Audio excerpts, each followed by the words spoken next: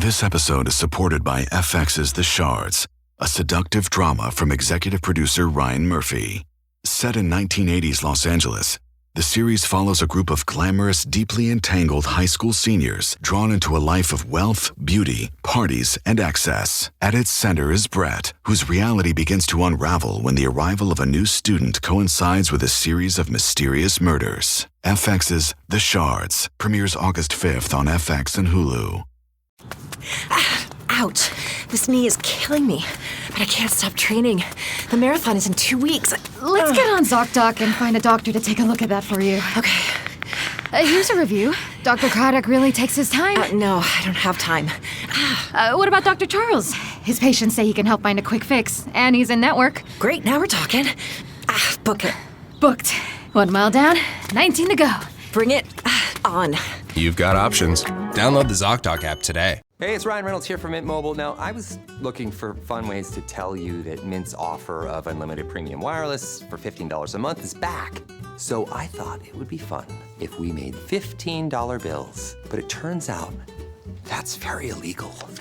So there goes my big idea for the commercial. Give it a try at mintmobile.com/switch. Upfront payment of $45 for 3 months, $90 for 6 months, or $180 for 12-month plan required. $15 per month equivalent. Taxes and fees extra. Initial plan term only. Greater than 50 gigabytes may slow when network is busy. See terms.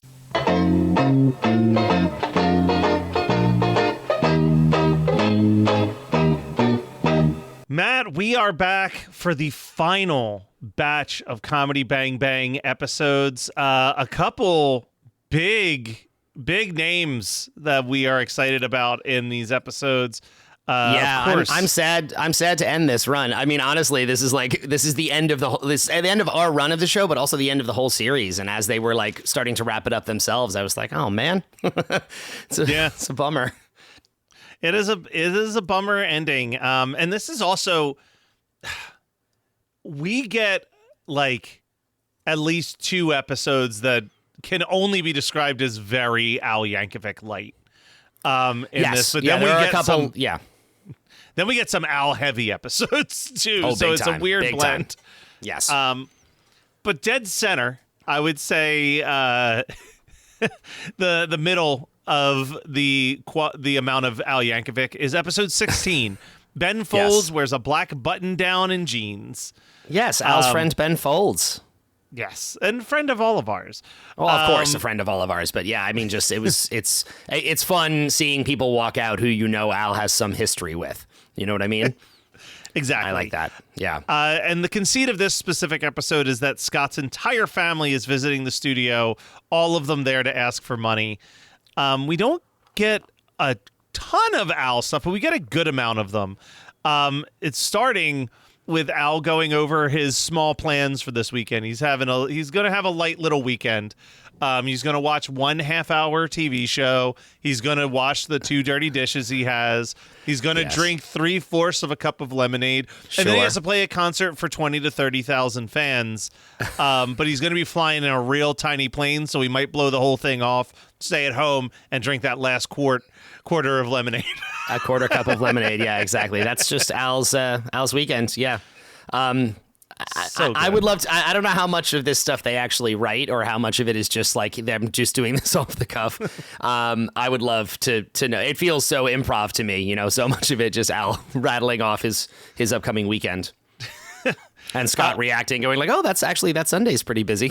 Ben Folds then comes out, and Al, as I've been trying to document, he sings, "Who's the coolest guy we know? Ben Folds.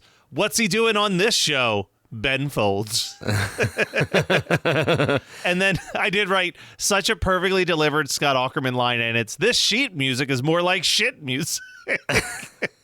Yes, and then Ben goes on a thing about how in his house he has replaced all of his toilet paper with sheet music so that when he wipes his ass, he then looks at the sheet music and sees the smudges, and then he tries to play.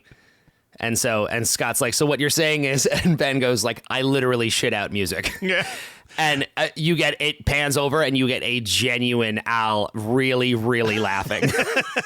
Like truly like laughing very hard at that Ben Folds joke. I like it. Which like the reality of that joke to me is that this does feel like a thing that Ben Folds would inevitably do as a like just with all the other weird things Ben Folds has done, whether it's been like sitting on chat roulette, just improvising songs about the people that show up in a live concert, or like picking up a pile of trash and trying to turn it into functioning instruments to record cover songs. The idea that Ben Folds would buy specialty toilet paper that has a music scale on it, wipe his butt, and then see what that would sound like isn't that far removed from like no, it's the true. world of It is possibility.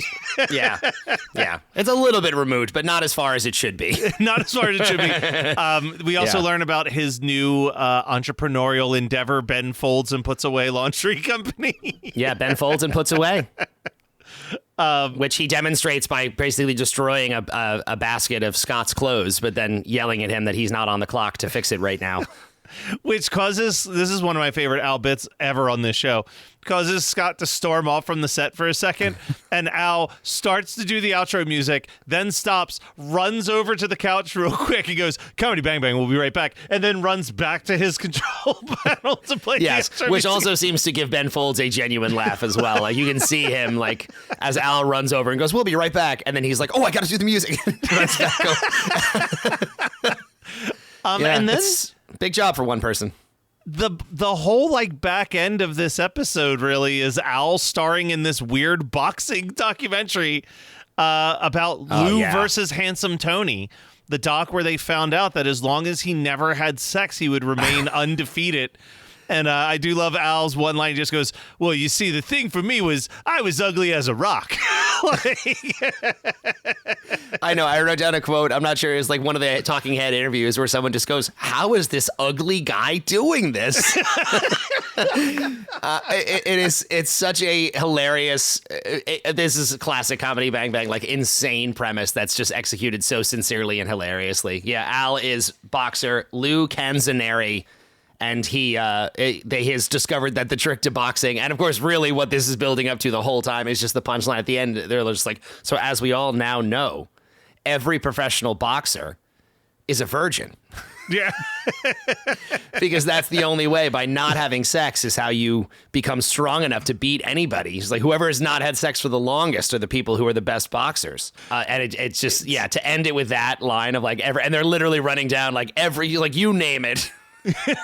They go like Muhammad Ali, Joe Frazier. They're just naming all virgins. Well, it's also like the thing that's really nice is they're doing this perfect like sports documentary from the 90s that you would see where it is just like the still photos and then like the talking head, and they're always in the same, it doesn't matter if it's a football documentary, they're always in the same dimly lit brown walled room, it feels like. I'm like the attention to detail is like chef's kiss, absolutely crushing it. You gave me a heads up though on episode 17. You were like, listen, if you were going to skip an episode for time, episode 17, Melaine Ackerman wears a black blouse and cropped jeans. We get Al in the first minute of this and like the last second of it. And then the rest of it is a slow Joey episode in the style of the Love Boat. Yes, it's a full-on slow Joey spinoff where he opens a bar in Florida. Al is barely in it. I did write down Al. The guest shows up and Al's like, "Please say your famous line from the movie. Who watches The Watchmen?" She's like, "That's not actually in the movie, but sure." Sure. And the bit of this is that everything keeps going wrong with Slow Joey, and he keeps calling Scott for advice, and we're just getting like maybe 2 seconds of what is apparently like the greatest episode of Comedy Bang Bang, the best guests they've ever had, the greatest stories. Like this is like the Emmy contending episode of Comedy Bang Bang. Yeah, finally they're doing a really good one. Yeah, they're so excited. But I did write one joke from Slow Joey's Love Boat situation that made me laugh way too hard, which is he's talking to this girl at the bar who's real sad, and he goes, "Well, this drink is like Hugh Laurie's hat on the house." I just have to go back to another in the previous episode. I wrote it down, and it doesn't really matter because it's the weird like family, like Scott's family subplot. Yeah. And at the end of that previous episode, they're arresting his sister. And she drops, again, these all have to be Scott lines because they are just so unbelievably insane, where she goes like, the sister goes like, it's like, you have to help. This man's doing to me what a casting director did to Christian Slater in the 90s, putting me in cuffs. I was like, the movie Cuffs, like what an insane reference to make in a show. Like I can't believe it is truly like the obscure reference Olympics, this show. It is, yeah. But then, yeah, episode 17 ends with Scott and Al coming to help Slow Joey save his like cruise ship bar. Al really doesn't even talk in this scene, but he is dancing at the end at a party, and it is some top tier Al Yankovic dancing. Oh yeah, it's great. And then the only other line I wrote down at the end, they were just like, they go to help him, like, well, I guess it all ultimately worked out. And I think it was Scott who was like, well, it was nice to try something new. And then says, but I was like, yeah, nobody needed this. But like you said, this is like, if we're focusing on Al-related stuff, this is probably the most Al-light one. Oh, yeah, that's truly it. It was fun to watch. It was a fun, like, little weird, again, like a genre spoof that they do. But yeah, Al is barely in this one. Episode 18, Mike Coulter wears a pink button-up and black boots. Yeah. This is a wild episode. It's Thanksgiving, and Scott has been waiting for the turkey that he has been raising all year for him to sit down and eat. Meanwhile, the turkey raiser is retiring, and he's dividing the value of his turkey farm amongst his 3 daughters. His youngest daughter, played by the waitress from It's Always Sunny in Philadelphia, refuses to praise and worship him and is banished from the family. And this all leads to what is just an extended King Lear parody that's happening in the background of this episode, where they're just doing the plot of the play King Lear as everything else is happening. But as that whole, I love this moment where all this happens in the first like 2 minutes, this whole family background. And then as they all storm off, Scott goes, what just happened? And Al goes, the usual plot twist before our opening credits. Yeah. It's great. And he literally throws to camera, like points his finger, and the opening credits come in. Yeah, it's great. And then Mike Coulter comes out.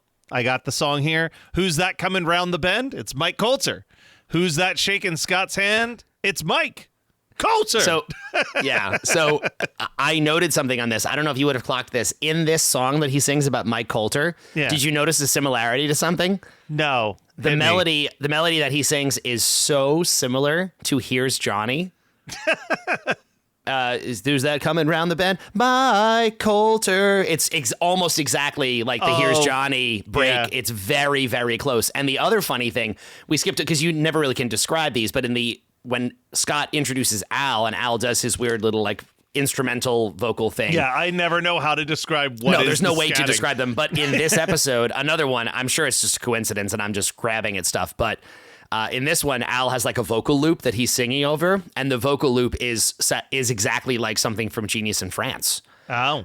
In the vocal, you hear him go like bwop, dway doo, bwop, dway doo. It's exactly like one of those vocal breaks from Genius in France. I'm like, wow, Al was really going back to the well on some ideas on this one. It's episode 18. He's running out. It's episode 18. I get it. He was like, oh my fumes. God, all these ideas I have to come up with.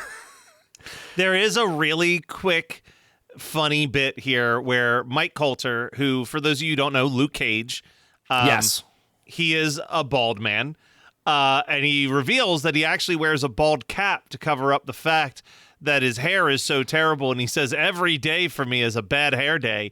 And then it just cuts to Al. But like, Al doesn't even acknowledge it. It's literally just they say the words bad hair day, quick cut to Al Yankovic for a split second. Al, yeah, exactly. There is this really funny bit that I had to write down where they're talking about the Thanksgiving dinner.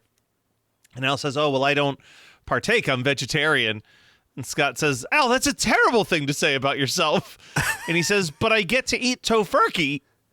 And Scott goes, yeah, but so are people who aren't vegetarian.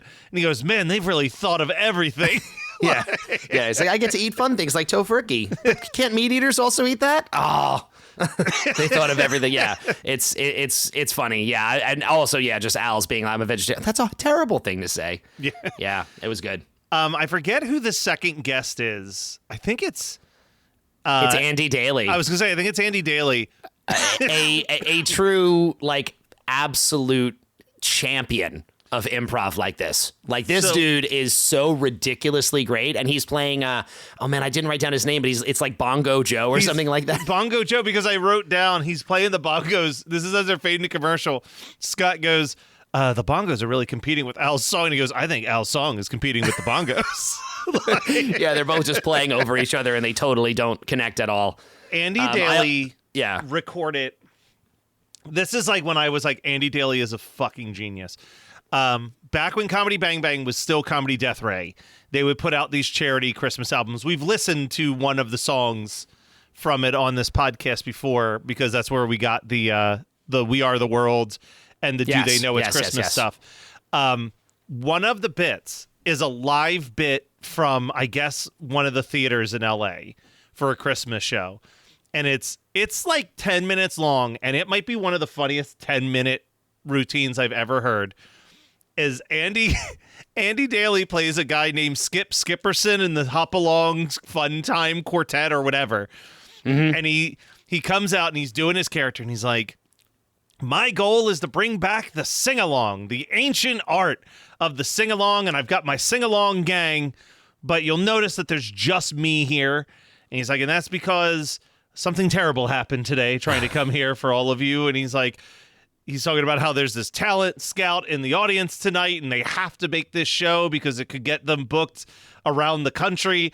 And he's like, and we're driving around, and he was like, it was the Skip Along gang. It was like me, this girl who does beautiful watercolorings is her passion, this guy Gary who's a recovered drug addict, and his pregnant wife.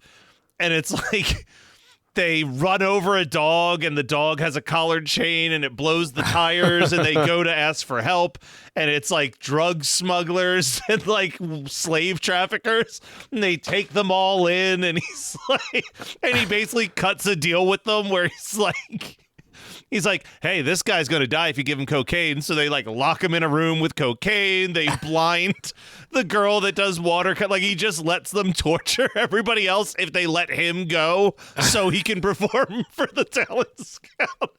And it just gets darker and darker and darker. But he delivers this one line that my brother and I quote all the time because we loved it so much. Where he's talking about the girl where he's like, she's a really talented singer, but her true passion is watercoloring. You know, she drew me one time a seascape. I said, baby, I don't know if I should hang it on the wall or jump right in. But what I did was I hung it on the wall. Oh my God. It's like the group. I was thinking about this when I was watching this because in like a couple weeks, we're going to also talk a little bit about Children's Hospital and a very quick cameo from Al Yankovic in Children's Hospital. And just that world, that the people from the state, that whole like Wet Hot American Summer group of people and the Comedy Bang Bang group of people, like those two collectives of comedians have so much shaped what I think comedy is when it's at its best. Like to the point that like, not that I don't like stand-up comedy, but like to the point that stand-up comedy feels more hacky to me in comparison to these like really fucking out there abstract, like this is so dumb. We are challenging you. We are challenging you to find this funny. No, it is. It's very, it borders on like just full anti-comedy sometimes, especially like, I mean, Comedy Bang Bang does it a lot with the really like way over the top dumb jokes and stuff. I also wanted to shout out, I don't know if you ever listened to this. Did you ever listen to Andy Daly's podcast? I didn't even know he had one. Now I need. He had a thing, I don't think he does it anymore, but it was called the Andy Daly like podcast pilot project, I think it was called. Okay. And the premise is that he is the host and he introduces an episode, but it's as if he is pitching to his audience new podcast pilots every single week to see if man.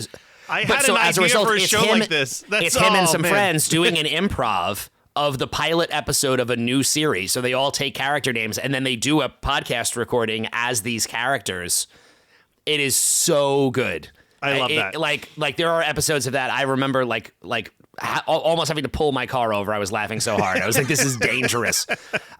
Incredible. Andy Daly is a genius. If you don't know who that is by name, you should look up a picture because you probably have seen him in something. He almost definitely been in something. He is like the most token, like dorky, basic white guy character you could ever imagine. He often plays like doctors or realtors or something like that.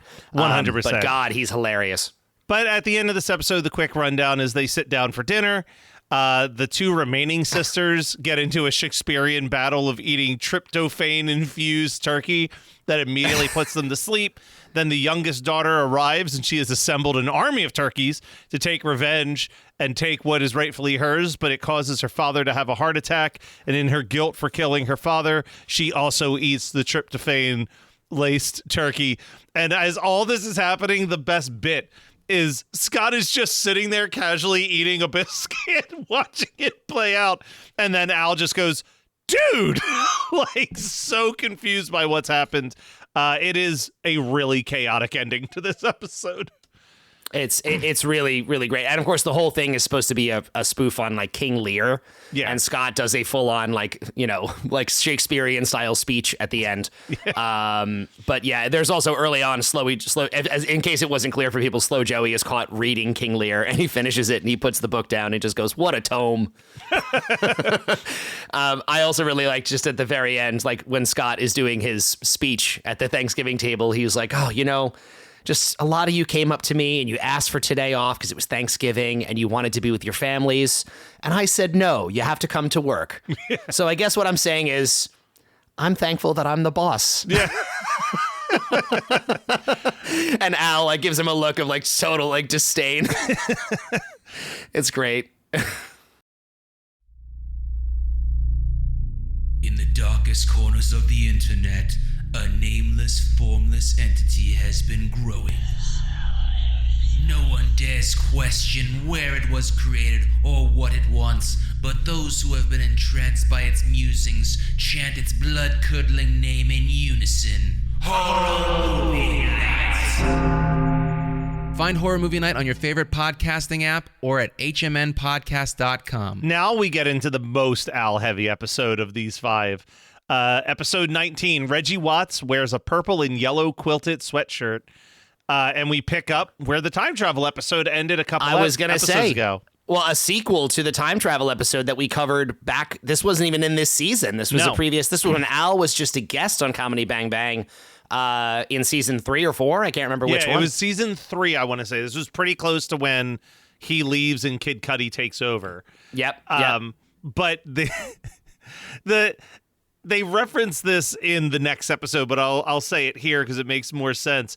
When Scott is running down all the stuff that they did, and he's like, and over half of them involving time travel. But they are visited by the future versions of themselves in 2014 that need to take them to 2016 so they can stop something very bad from happening. And they get to the 2016 recording, and Reggie Watts goes, what kind of dystopian future is this? My hair looks great, but I'm white. Yeah, and then Scott is like, no, you leave the show to do some other thing. And he goes, oh, so I guess the conversations I've been having with James Corden have been going well. Hey, who's that? Never mind. And then when Reggie comes out as the guest, Al sings, I'm over here, and Reggie, you're over there. It's a little bit weird and ironic, but I don't care. Hey, Reggie Watts, we love you lots. And then all I wrote down was like, this is just such a magical blend of comedic minds. Like them, just Reggie, Scott, and Al just having this insane banter is ridiculous. At one point, Scott says to Al, I don't care for you speaking for me, or something like that. Yes. Oh yeah, because Al says like, he goes, we love you lots, and Scott's like, don't speak for me. Yeah, I don't care for you speaking for me. Yeah, exactly. No, it's great. I also love they really lean into this angle of like, and I think this might have been a real thing at the time of like a fan need to see Al and Reggie collaborate. And that happened, dude, when they collaborated, I was like, this is so great. It was great, but it was like a moment in the show where you almost, for a second, it feels like the whole episode is going to be about them collaborating. Because it's like they start like, it's like, oh, we should make some music together, but then the microphone doesn't work. There's like they need to switch the batteries out, and the time travelers have to help them put the batteries. This is so the reason why they were brought back in time was because they needed to get batteries for the microphone. Yes, so that this collaboration so that Al and Reggie could finally do their collaboration. Yeah. But there's this bit where the future versions of them are like, well, our clothes are too futuristic. Your 2014 clothes seem more appropriate to 2016. And they're like, well, why don't you just change clothes? And they're like, time travel in the future, time travel is easier than changing clothes. So they're like, this is your big moment. And this is when Scott and Reggie go to the store to buy batteries. And he's like, hey, we'd like some batteries. And the cashier goes, yeah, you seem to be wearing the appropriate clothes of this modern age. So sure, I'll sell you some batteries. Yeah. And so then they do that setup. And they actually get the collaboration in there. And yeah, like Al is playing keys and Reggie is just doing his like vocal scatting over the top. And it's very like psychedelic and weird, but it is really, really cool and fun. And then it ends and everyone kind of claps. And then the time travelers are like, perfect. Now, before the show is over, Al and Reggie got to collaborate, and fans who might have been disappointed will be slightly less so. Slightly less so. They disappear, and just as they disappear, it's revealed that this whole season, Al Yankovic has been Dr. Time from the time travel episode. That's and right. He knocks Scott and Reggie out, and he decides to go back to episode 1, and he's going to make the show bad so that it doesn't even get picked up from the pilot season. Yeah. And I just wrote down, like, this is such a perfect penultimate episode. But the way that everything resolves is when they're heading back to where this whole thing starts. Scott's like, I've got an idea on how to fix everything. And he's like, I'll meet you in the proper timeline. Mm-hmm. And then Mailman Manny shows up, a character that I don't think we've ever seen before on the show, and shows up to drop off the mail. To do a mailbag segment. He does a mailbag segment, and he gives them Inventor Time Traveler Weekly or whatever the magazine is, and it says that Mike Kankers gets the credit that he deserves for creating time travel. But then my favorite line is Mailman Manny just goes, well, looks like that's a series wrap on Mailman Manny. And then he walks off. He does. And yeah, I guess they said it right again. And at the end, well, we even like they go back to the first episode, and there's this like really great, like Adam Scott is there. Like they actually revisit the original episode of the show, which suddenly Adam features. Scott reveals to be, he's like the time police. He's a time cop. He's a time cop. So that's why he's actually there to help them fix the time loop thing. But of course, he was on the show originally. Adam Scott, another like good friend of Comedy Bang Bang, and Scott Aukerman. Those two also have done a lot together over the years. So, I mean, yeah, but also like Tim Heidecker is randomly there in some weird character he must have played in the first episode. Paul F. Tompkins. Yeah, so they do all of this and go back. But then the reveal, that like they've defeated Dr. Time, I guess, essentially by making him back to Mike Kankers, who's no longer been destroyed by the world. He breaks down, and Scott, I think Al's like, Reggie's like, is he dead? And then they lean down, and he's just snoring. He goes, no, he just fell asleep. He's good. He's had a big day. But then they go and they free Al. And Al's tied up, and he goes, thank God that psychopath gave me regular sponge baths and a feeding tube. Yeah. And then Reggie does the offer. He's like, should I fill in for the last episode? Al's been through a lot. And Al's like, no, I'm ready. I want to do one. He said, I agreed to do 20 episodes, and that psychopath already did 19 of them. Yeah, exactly. I should at least get one. So as it turns out, to our surprise, we actually only get one Al episode this season. We've only we gotten thought we one had all Al these, episode. but it was actually just Dr. Time / Mike Kankers. But I do love as they're leaving, Al's like, so how was it? Was Ben Folds nice? Like he's just asking about all the different like, was Ben Folds nice? Did Tegan and Sarah sound okay? Like he's just asking about everybody. Oh man, it's so good. Yeah.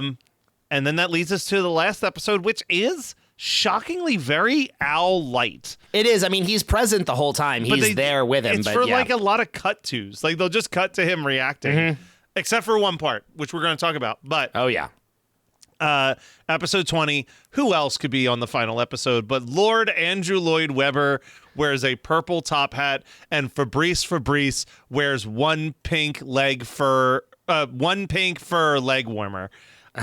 And it starts with all of the plots from this season and beyond are all happening at the same time, and that's when Scott realizes that it's finally happened. They've run out of ideas for episodes of Comedy Bang Bang, and he announces that it is time to end the show. I did forget to write down Andrew Lloyd Webber's entrance song here. But I do love that after Andrew Lloyd Webber shows up, he immediately praises Al's music as being in general upgrade from all the previous seasons. Yes. Yeah, big upgrade from the Reggie Watts days, I guess. And I presumably the Kid Cudi days as well. Yeah. Yeah. And he's talking about his musical the one musical he always wanted to do. And he never got around to it. And the line that killed me, it's a musical about Jeffrey Dahmer. And I wrote down, I'm ashamed at how hard I laughed at the play being called Please Dahmer, Don't Hurt Him. Another very funny meta moment. He says that, Please Dahmer, Don't Hurt Him. And then it just, Paul F. Tompkins as Andrew Lloyd Webber looks at Scott and goes, do you think anybody could be enjoying this? Scott's like, I'm enjoying it a lot. And he's like, oh, good.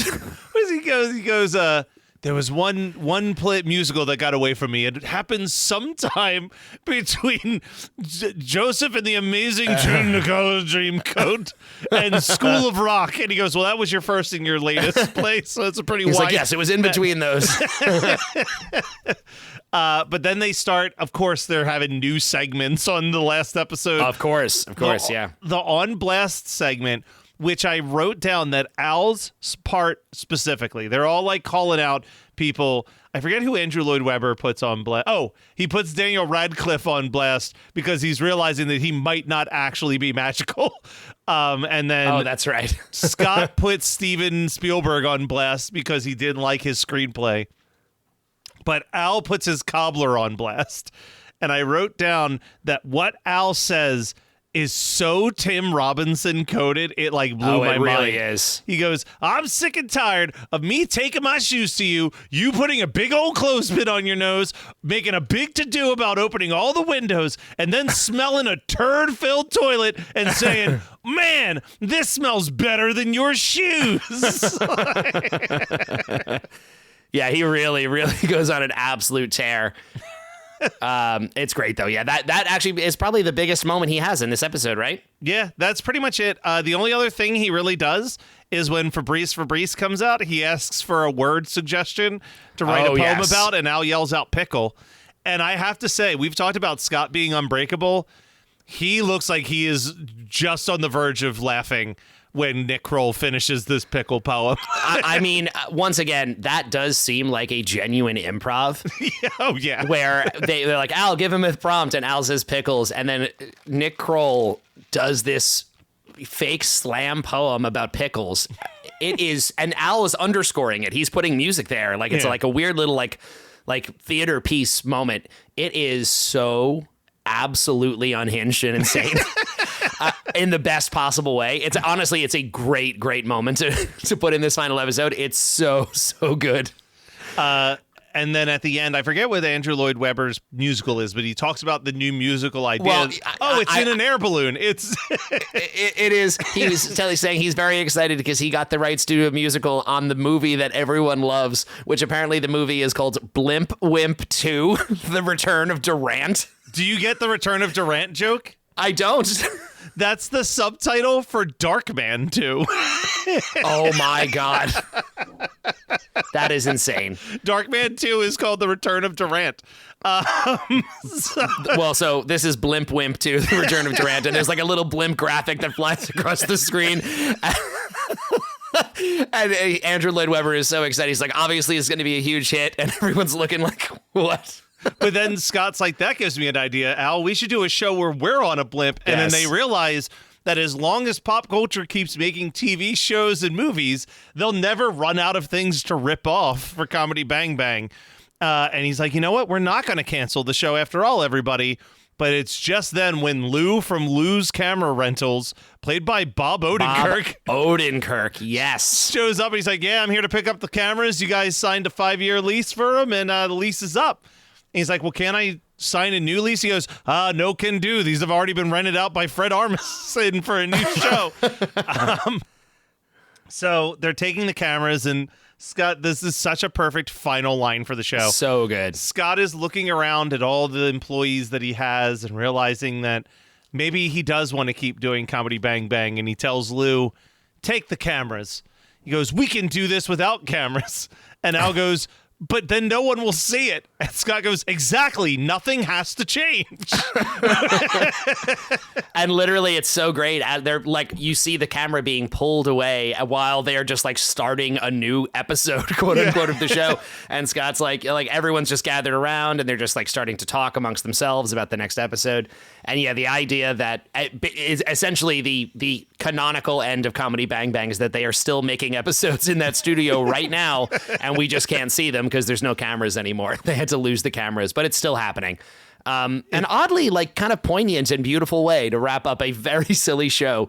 The idea that just we're doing this because we are compelled to, and there's, why else would you make something like this if not for, just that it is important to you? It's great. Yeah, 100%.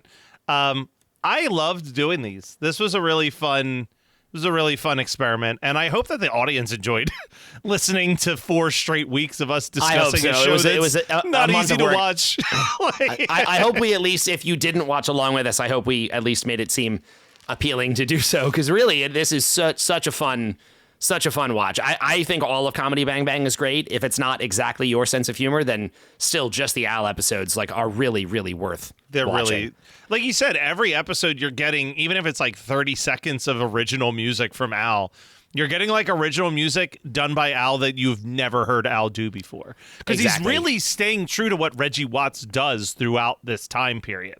Like, he's not up there with an accordion doing intros. He's doing the looping board and like the weird samples, and like he's trying to stay true to what Reggie's original music was. Absolutely. Yeah. I mean, it's still more Al than Reggie. Reggie's got like more of like it still feels like his thing, even though he's carrying the torch that Reggie sort of started. Yeah. And there's so many just fun, weird moments. I don't even remember which episode it was, but there's one where they're coming back from commercial and Al is playing his sampler thing.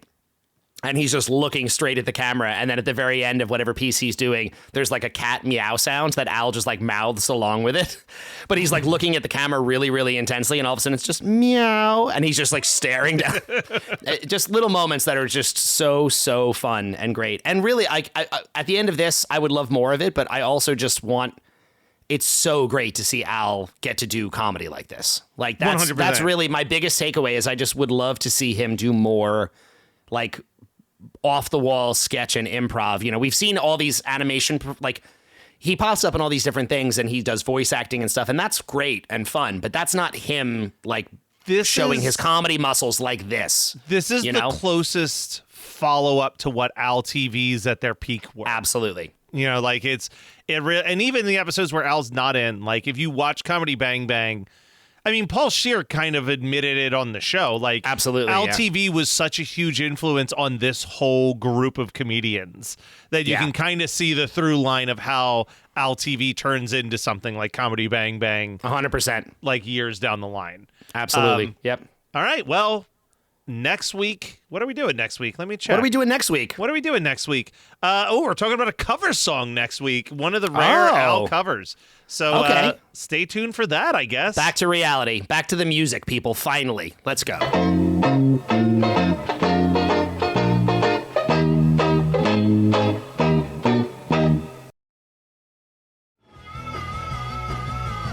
You're listening to the Geekscape Network.